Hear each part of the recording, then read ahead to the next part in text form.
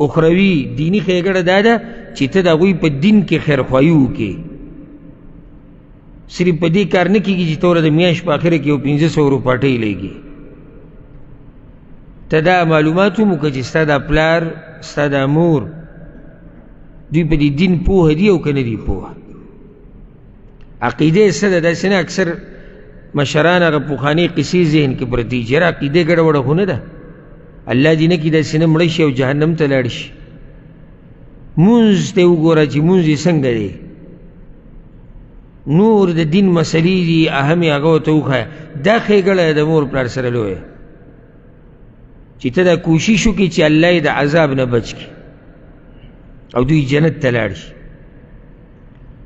مونږ خو اول خو کمزورتیا په معاشره کې په ښېګړه کې ده او بیا ښېګړه دغې ته وایو چې یو 500 روپاټۍ ولېږه او بس ما غر په شا کړی د احد غر او بس غټه توره مې وواله. څه کې زه خو لېږم او به په مجلس کې او به بیټکونو کې مو وایي پلار له مې دا وکړو، مور له مې دا وکړو، هغوی له مې دا وکړو. نو بیا به ورسره دنیوي ښېګړې کې دنیوي ښېګړه کومه ښېګړه باندې چې ستا وس رسي هغه به د هغوی سره کې، د هغوی د رزق خیال ساتل، د هغوی د جوړې جامې خیال ساتل، د هغوی د دوایي، د هغوی د علاج، د هغوی خبره منل چې د شریعت خلاف نه وي، د هغوی ادب او احترام کول، د هغوی په مخ کې آواز نه اوچتول، د هغوی بې ادبي نه کول، دا ټول په ښېګړه کې دننه راځي. او څه ناشنا حالات جوړ شي چې کله یو معاشره د دین نه لرې شي نو بیا پکې داسې کېږي لکه ابدرو چې هغه یو هلک راولګېد او پلار یې مړ کړو. الله وایي وبالوالدین احسانا، ښه ورسره کوئ، ښه کول خو پرېږده، هغه له ژوند له منډه ختم کړو. دا تربیت د هغه د دې انټرنیټ نه او د معاشرې د دې اکثرو خلکو نه اخیستی دی. ځکه چې خلک چاله قبولیت ورکړي نو د هغه دا سوچ شي چې زما دا لار څه ده، زما دا لار صحیح ده. اوس که ته په لاره کې روان یې او سګرټ څکې او تا سره یو مسلمان ملو شي، دا پخوا د مسلمانانو طریقه وګورئ ښه، اوس لږو خلکو کې او تا سره یو مسلمان ملو شي او تا ته وایي وروره نه دا حرام دي.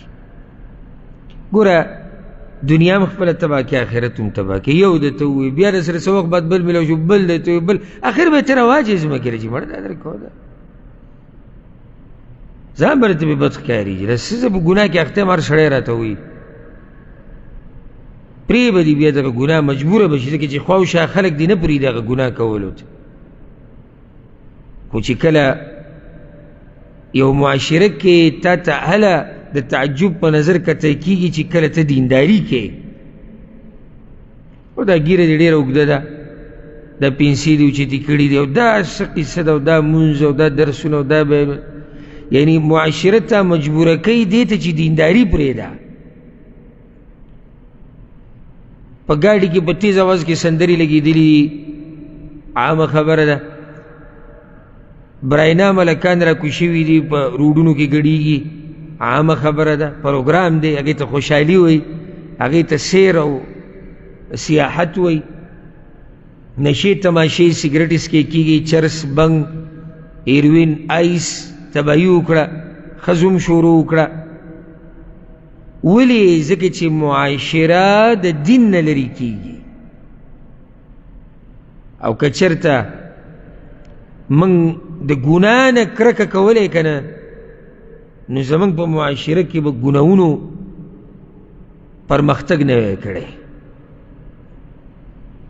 خو ګناهونه چې زموږ په معاشره کې روان دي په تیزۍ سره نو موږ ترې کرکه نه ده کړې. او که موږ ترې کرکه کړې ده نو صرف هم د ځان دپاره کړې ده، بل مسلمان هم ترې نه دی منع کړی. دا حقایق دي او په دې کې موږ ټول لازو خفه نه شي. داسې وایي تاسو وایي چې یاره ډېر موږ یادوي، زه په تاسو ټولو کې کمزوری یم په دعوت کې، تاسو به ښه یې انشاءالله. چې یو سړی بچي ته نشي ویلی چې دا کار غلط دی او دا صحیح دی، دی به نور چا ته ووایي. یو سړی خپلې ښځې ته نشي ویلی، ښځې ته چې دا ستا دا کار چې دی دا غلط دی، ستا دا لباس دا غیر شرعي دی، رور ته نه وایي، خور ته نه وایي، ته څه دی بهر خلکو ته نصیحت وکړي. او بعض بهر نصیحتونه کوي او کور کې نه کوي،